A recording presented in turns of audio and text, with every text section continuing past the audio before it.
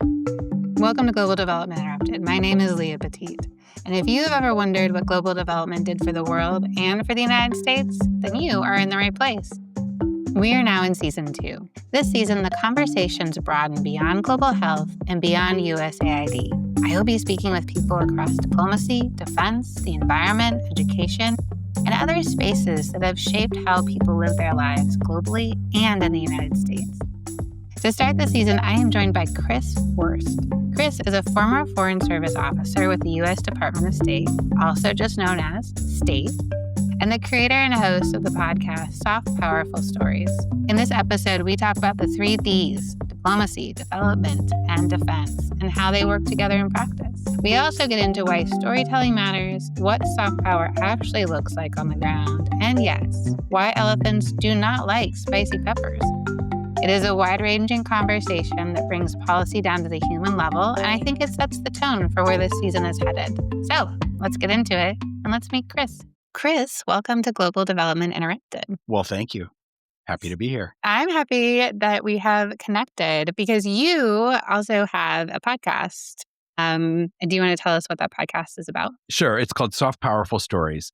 And I think that you and I actually had very similar motivations in the kind of genesis of our podcasts. But I was a Foreign Service officer, and I did a podcast about international exchanges and the importance of international exchanges using stories and kind of first-person narratives.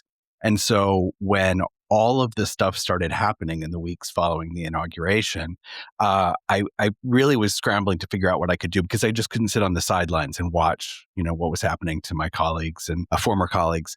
And so I hit upon the idea of kind of recreating my old podcast. And I think we were both righteously indignant. And that's what sort of fueled our fire. Yes. And through that righteous indignation, we met. And I'm excited to have you on because you can provide a perspective beyond just USAID. Because as you said, you're a Foreign Service officer, but for the State Department, correct? That's right. Okay. So can I ask, though, also, where are you calling from today? Yes, I am calling from beautiful Ljubljana, Slovenia in Central Europe. And I did want to ask, how did you get there? I was the press and cultural attaché at the U.S. Embassy here from 2010 to 2013. And I met my wife during that tour. And she then followed me for the second half of my diplomatic career with the promise that when I retired, we would move back to Slovenia. All right. Well, one of the things that we always ask on this podcast is the fun fact. So I don't know if it was like something at State, but it was definitely a big thing at USAID. So did you have a go-to fun fact?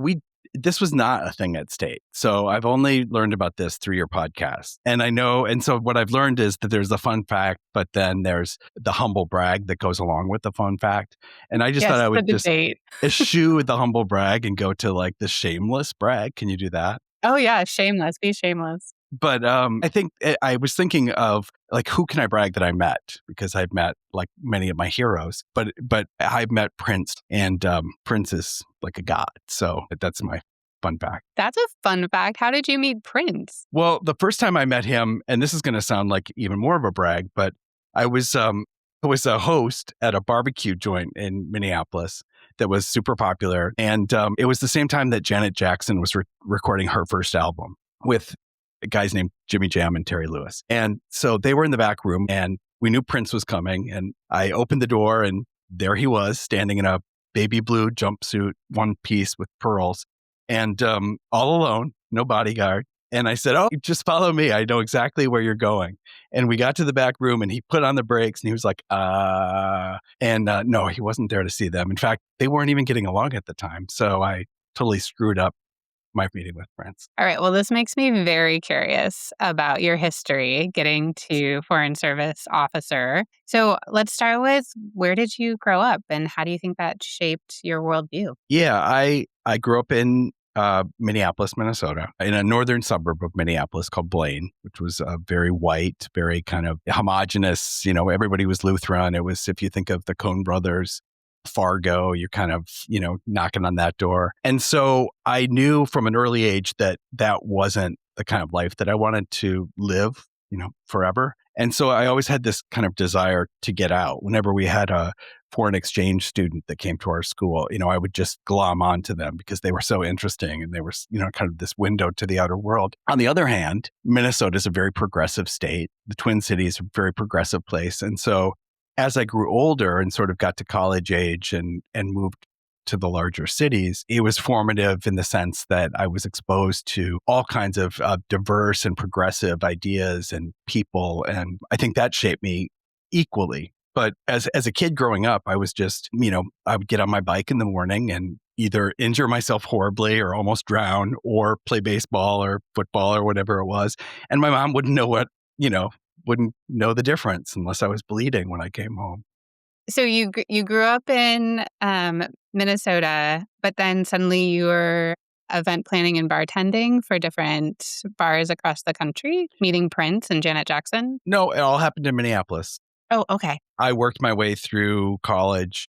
Well, I took a long time getting through college, like 7 years, because I tended to take quarters off and go travel. I loved to travel. And I financed both my college and my travel by waiting tables, working catering, doing bartending, all of that kind of stuff. And still think that one of the keys to my success as a diplomat and in life was that experience as much as it was university itself. The travel or customer service? Both. I think it's just meeting so many diverse people. It's working in high pressure situations. It's problem solving on your feet, but it's just the people aspect, especially if I was waiting tables or bartending and just had these fascinating. I worked in a high end hotel in Minneapolis. And so we had really, really interesting and diverse people that came through the hotel all the time. And, it was just a great education for me. I was always challenging myself to keep up with these conversations with people. I completely agree around customer service. I think everyone should do it so that they understand just the amazing people you can meet, but also how to work with and deal with very difficult people as well, as I think is a skill. Absolutely. And the ruder and maybe more terse you were, if you were efficient, the larger the tip.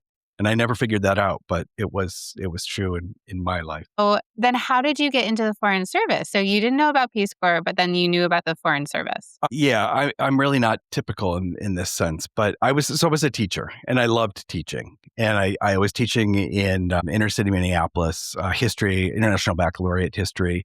And then I was teaching in Johannesburg, South Africa for 3 years in an international school. And I was teaching the children of diplomats. In fact, the head of the USAID mission, his kids went to my school. They were in my classroom. The number 2 guy who went on to be the number 2 at USAID, I taught his daughter. The guy who was in the front office in the Peace Corps following that, his kids were going to school. So that was my education about the Foreign Service, was when I was in Johannesburg. All I knew was that I had a bucket list item, which was to pass the Foreign Service test. I had absolutely no inclination to join the Foreign Service. I just wanted to say that I passed the test. And so I took the test in Johannesburg alone and I passed, and I just sort of put it on a pile. And then life circumstances happened and my plans for the next year changed. And all of a sudden I was scrambling to find that acceptance letter and call and say, okay, I'll take it. I'll do it. And you were accepted as a Foreign Service officer for the State Department. Correct. And my specialty, there are 5 cones, 5 areas that you can specialize in within the U.S. State Department Foreign Service. Mine was public diplomacy. So that's cultural exchanges, education, media. It's kind of the more creative side of diplomacy. How long were you with the State Department? 21 years. I became a storyteller in the Foreign Service because we had so many great stories to tell and we weren't telling them. I'll tell you my favorite USAID story in Zambia. We were visiting, it was an agricultural project in the southern part of the country. And these farmers had been raising corn, and the elephants would come through and they would eat their corn crop. A USAID program got them to grow chili peppers, and they would put a fence around the corn with the chili peppers, and the chili peppers would keep the elephants out. And then they had a deal with McElhaney, and they became Tabasco. They were providing the chili peppers for Tabasco in the United States. And I just thought that was the greatest story because it was so simple, but it was so ground level. You've got corn, you've got chilies, you've got elephants, work it out. And then the upshot was they were making money from selling their chilies to the United States. The United States was getting great chilies. I just love this idea of like an elephant coming over and tasting a chili pepper and going, "Ooh," Yeah. running away. But yes, I love the creative thinking of just, well, okay, let's put chili peppers and see what the elephants do. The other thing I wanted to ask you about, we talked a little bit beforehand, but you were on the ground or involved in both the 2004 tsunami that hit Asia as well as the 2005 Pakistan earthquake, which are both big moments in development. One, because I think it got so much world attention. And then just in the way the US government reacted and the coordination across agencies. And so, can you talk a little about what you were seeing with the tsunami and if you also saw something similar or different with Pakistan? There's a quick, slightly humorous story with the tsunami because there was nothing humorous about the tsunami. But I was in the consulate in Chennai in southern India, and the tsunami hit Chennai directly. The consulate was about a mile from the sea, and I was the duty officer. The duty officer is the person who has the telephone after hours and on weekends. So if there's an emergency with a U.S. citizen, if someone loses their passport, gets their backpack stolen, the call gets patched through to the duty officer. But we were a lock and leave facility, which meant that we didn't have Marine guards 24 hours a day. At a certain point in the day, we would lock up the consulate, and I don't know if they still have those. But so I was home on an elliptical machine watching some sports, probably ESPN on TV, and I got a call from the security guards at the consulate, and they said, "Sir, there's been a little water inland, but everything's okay." And I was like, "Okay, well, thanks for calling." It didn't occur to me that it was water from the sea and that it was a mile inland. So like 5 minutes later, the Ops Center is the State Department sort of command center where they monitor 24 hours a day, everything that's going on in the world. If there's a crisis, if there's a hijacking, if there's a crash, if there's anything. So I get this call and said, "This is the Ops Center. What is the situation in Chennai?" And I said, "Well, there's been a little water inland, but everything's okay." And they said, "Maybe turn on CNN and get back to us." So that was my kind of dubious beginnings. I was the deputy public affairs officer. It was 2 Americans in the consulate for a territory with 250 million people in southern India. And my boss was, for whatever reason, not available, just not picking up. And so I became the de facto tsunami guy. I mean, maybe he heard it was just a little water. That's right. It's just a little water. It's fine. So I became the press lead then for the tsunami and followed, stayed in that role for my time there.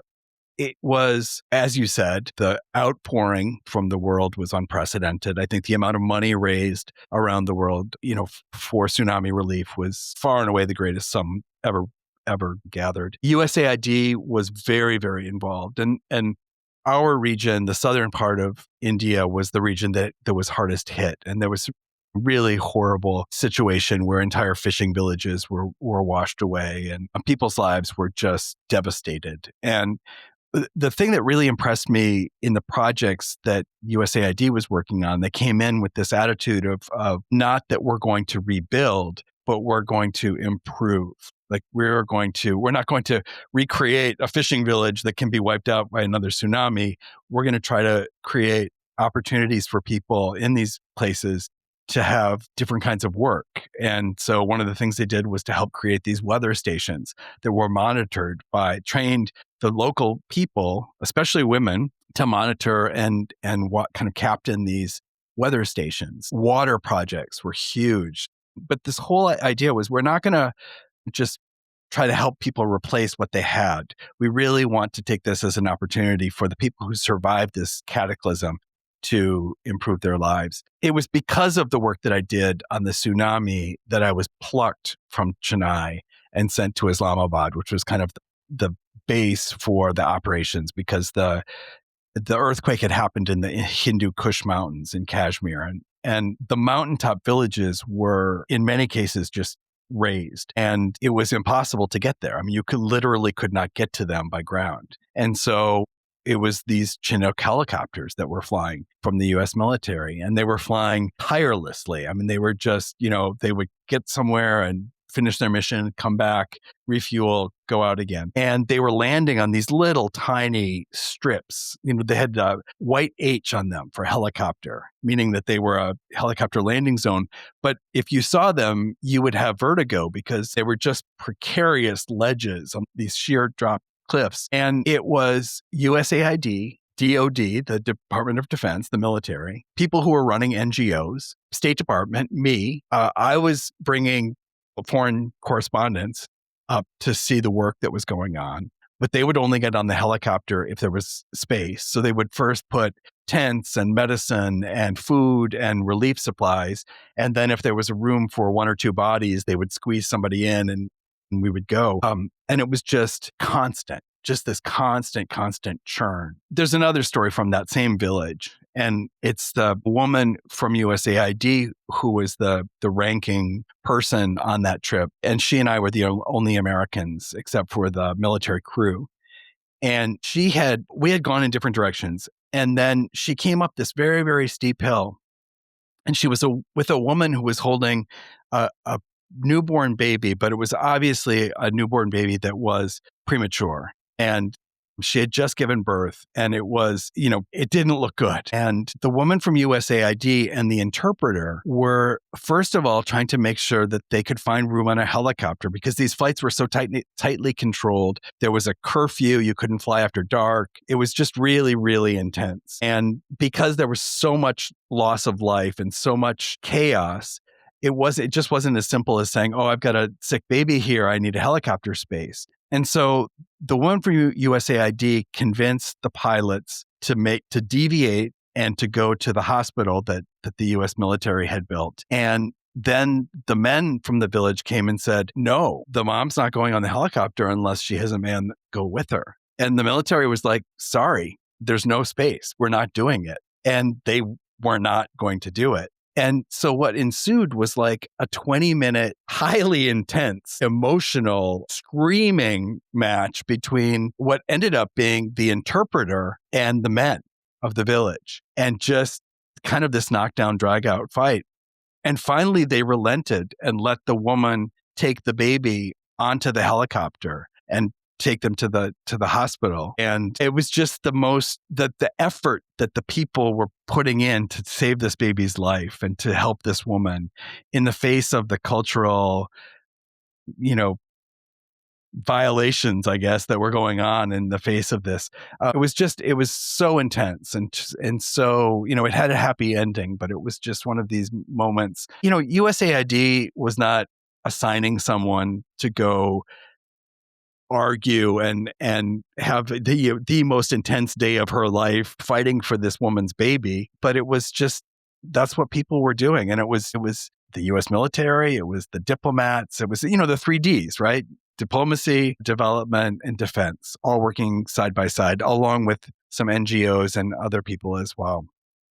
Really intense. Were the NGOs funded then through these different agencies, USA, Department of Defense, and state? I would imagine so in many cases, but there was also international. So the International Red Cross was there. I think it's at a certain point, many of these agencies or these groups overlap, but there were also, kind of the USAID equivalents from other countries that were on the scene in some cases as well. But it was definitely a US-led operation. And from what I understand, it really kind of became the template for which future disaster relief efforts were crafted, because it was no one group could have done it without the other groups. Yeah. So, I think what you're bringing up is a really good point about each agency had their role and their expertise. What do you think now as we see USAID was subsumed by State Department? Do you see weaknesses in that? Do you see strengths in that? I mean, I think it's kind of a misnomer to say it was subsumed, because it would sort of suggest that it existed and now it just lives in state. But I think it was really dismantled and then certain pieces were taken over by state. That I worry less about than just if, I talked about the 3 Ds, but this is something that people have talked about for a while. And it is that you need all three of these things, defense, diplomacy, and development, to really create foreign policy and to really create a secure and prosperous foreign policy. So if you imagine a stool and one of the D's, development, has been whittled down to an inch, the leg, and then diplomacy has also been hit. A lot of my foreign colleagues were let go over the summer, and they have people, and a lot of them were waiting to go on assignments overseas, important assignments overseas, that are now sitting unfilled. And so if you imagine another of the stool's legs being cut in half, try sitting in that stool. It's not going to work. And so, I think that I have seen my military colleagues from the Department of Defense do heroic work in the face of these disasters. And they're good people. But I don't think that they have the expertise, and I think they would be the first to tell you that they don't have the expertise when it comes to diplomacy or development. And what was it, General Mattis's, you can cut the diplomats, but I'll need more money for bullets. But that was kind of my lesson working in the tsunami and working in the earthquake in Pakistan. Everybody has a role in these things, and everyone's role is vital, and they're all different. And some may be more kind of black and white and more apparent and more in your face. But that doesn't mean that all of these people aren't doing very, very important things. And the ripple effects of those things are not always obvious, and they're not always easily measured. And that gets me to my last, thing about the US government that really drove me crazy, was just in public diplomacy, in these kind of soft power programs, it's really difficult to always measure the effectiveness of them. You may know absolutely in your heart that something is important and that it will have a good positive effect in the long run, but you may not be able to articulate exactly what that is. And I think that in the same way that we can't always tell our story back home to the people that in the United States, this concentration on measuring everything and being able to say, well, this happened, so then this must happen, really didn't do us any favors in the long term. I always enjoy the point that was made by one of my professors around quantitative research, which is numbers. You can measure things, like specific things, but then how do you measure love? How do you quantify love? You can't. You have to tell it. It has to be a story. It's a narrative of how it affects a person, a family, a community. Yeah, there's a famous Joseph Nye quote that I'm going to butcher probably, but it basically says that, soft power, like love, is difficult to measure, but that makes it no less powerful. And, if you send someone on a program to the United States and 20 years later, that person has become secretary in the government of that country, and the ambassador goes in because they need a favor for whatever reason, and that person has sympathy and they have a nuanced understanding because they spent time in the United States and they helped convince the prime minister to do that thing. And we report back that that thing was done and everyone's happy. But it could be that that's the ripple effect from the exchange program. Impossible to know. Yeah. I also think when reflecting on your stool example and the different pegs for the stool, when you cut off the other legs, you're really also weakening that last standing leg, which is the Department of Defense, and putting a lot of our military at more risk and putting them more in danger because you've removed the support mechanisms around them. I say in my podcast that, we need friends are important to have. You need friends everywhere. No matter if you're a huge country or a small country, you need to have friends out there. But when you have friends, when you have positive relationships with people, that you're less concerned about them blowing you up. You're less concerned about them flying a plane into a building. And so to pull back and to really disengage, it's not sustainable, in my opinion, to be disengaged with the rest of the world. It just doesn't work. It doesn't work in the long run, but I don't even think it works in the short run. But it just creates, as General Mattis said, it just creates a need for more bullets or more walls or more, and that snowballs and never ends in a good place. Right. Violence begets violence. You just said in 3 words what I said in 10,000. So thank you. So is that something that worries you the most when you look at the world today, is just the withdrawal of the United States from the global discourse? Personally, having spent 20 years of my life trying to make friends and trying to create mutual understanding, I mean, it's just the worst kind of kick in the gut when you see a post on Facebook from the Department of State and you're like, oh my goodness, like I would have gotten killed if I posted that. That is just not how we do things. Yeah, I do worry about our seating our place in the world. This to see us pull back and to see then other countries like Russia or China or India really step up their soft power efforts and really understand that there's an opportunity for them in the vacuum that's created, in the United States. Look, when I was in Zambia, I saw what the Chinese were doing. They would give $1 million in cash to build some crappy cement stadium that was going to fall apart in a couple of years. And then they would bring in a bunch of Chinese workers and create these temporary roads where they would then extract a bunch of priceless minerals. And then they would leave and the roads would fall apart in 6 months or 2 years or whatever it was. That's not what we were doing. We were doing education programs and health programs and agricultural programs with a goal of helping people be more prosperous and to become better trade partners, become more stable societies, become more democratic societies. Not all that we did was perfect, far from it. But when you look at the two approaches of soft power, one was much, much more cynical. And that was the Chinese people that I saw digging up roads and throwing cash at cash hungry prime ministers. That money never trickled down. That money never got to the people, to the regular people in Zambia. Whereas the programs that we did were designed for the people in Zambia. And they weren't perfect, but they were pretty inspiring oftentimes. And that troubles me. From this point, what do you think rebuilding looks like? What does it look like for the United States to come back from this huge hole? Boy, that's a tough question. I think that the states, one of the pleasures that I've had in the course of doing my podcast is getting to talk to and meet so many people who over the course of the last 6 decades have done a small piece, all of which becomes this huge tapestry of the soft power work that we did. And it's really inspiring in that way. And so to know that we have such a legacy, I really do think that the US is seen by so many as this great beacon. And I hope that we can retain that, because I do think that we have a lot of goodwill from a lot of years of doing good work. But people forget over time if you're not there. And so that worries me. I guess I cling to the idea that this is not a sustainable position to be in, to be disengaged.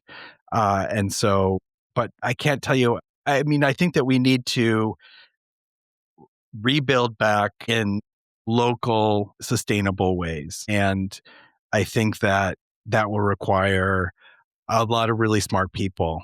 And it will require the US government working with other smart people to put those things together. But that it can't be a top-down thing. It has to be something that's done in concert with local groups. And I think that we can do it. I like that positivity. If there's one thing that you hope people get from this podcast episode, what is it? I'll go back to the stories. I mean, I think that the amount of work that I've been lucky, fortunate enough to see put in practice. And this was not me doing any of the work. It was just being lucky enough to show up and see, somebody's fish farming project or somebody's solar oven project or, what it was, the education projects that I saw. It was just so much good work, but also the people were so dedicated. I can't tell you how it sounds like a fancy job to be a US diplomat, but a lot of times you're in really uncomfortable places and you're very far from your family and you're making sacrifices because your kids are far away from their friends and far away from their loved ones. And, there are many people choose the lifestyle. I'm not complaining about it, but I just, so many people will get up at any point in the middle of the night and drive out to some place in the middle of the bush to help someone that's working on a program that's their colleague. Just the absolute dedication of these people. And so kind of hand in hand with your, the reason why you started this was just for people to realize that there were so many people And there still are many people out there in the world doing work that they will never hear about, but that is really important and really having not only a good benefit on the people in those countries, but having a profound benefit on Americans as well. Nicely said. So, can you tell us if we want to hear more stories from your podcast, where can we find them? Anywhere you get your podcasts, Soft, Powerful. It's soft power / full stories, softpowerfulstories.org. Look for the episode with Leah Petit. I hear it's great. Yeah, it's an amazing episode. There are snakes, there are scorpions. I mean, we talk about dedication. I kept working even with all those snakes. All right. Well, Chris, thank you so much for coming on. I've really enjoyed this conversation. This was awesome. And what you're doing is great. And I hope that you keep it up. I hope you do as well. This is Leah. Thanks for joining me. If you enjoyed this episode, follow Global Development Interrupted wherever you get your podcasts. And subscribe on Substack to get new stories and updates straight to your inbox. When you subscribe, you'll also get GDI Insights, short written reflections from people who built their careers in global development and public service.